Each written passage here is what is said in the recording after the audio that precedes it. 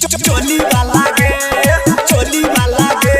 एखन अपने सब सुन रहल छी बहेड़ी से महालक्ष्मी म्यूजिक की शानदार प्रस्तुति। होलिया में छौरी तू करे नहीं लागे, होलिया में छौरी तू करे नहीं लागे, रंग दबो चीज छौरी चोली वाला गे, रंग दबो चीज छौरी चोली वाला गे, लाले लाले करबो दुनू ऊपर वाला गे, लाले लाले करबो दुनू ऊपर वाला गे,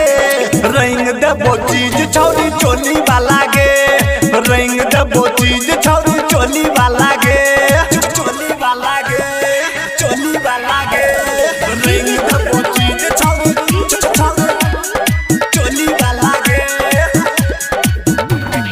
गोरे गोरे गाल में मलबो गुलाल, रंग दे तू छौरी ने तो करबो बवाल, रंग दे तू छौरी ने तो करबो बवाल, गोरे गोरे गाल में मलबो गुलाल, रंग दे तू छौरी ने तो करबो बवाल, करबो बवाल, लाले लाले पियर पियर करबो का लागे, लाले लाले पियर पियर करबो का लागे, रंग देबो चीज छौरी चोली वाला गे, रंग देबो चीज छौरी चोली वाला गे, चोली वाला गे चोली वाला गे,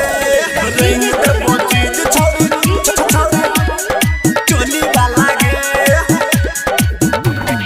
रंग देबो छौरी तोहर सूट सलवार, यादव सरोज के ने करे इनकार, यादव सरोज के ने करे इनकार,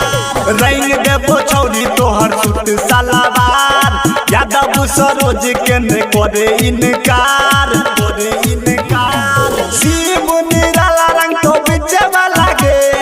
माहिर मुकेश रंग तो पीछे वाला गे, रंग देबो चीज छौरी चोली वाला गे, रंग देबो चीज छौरी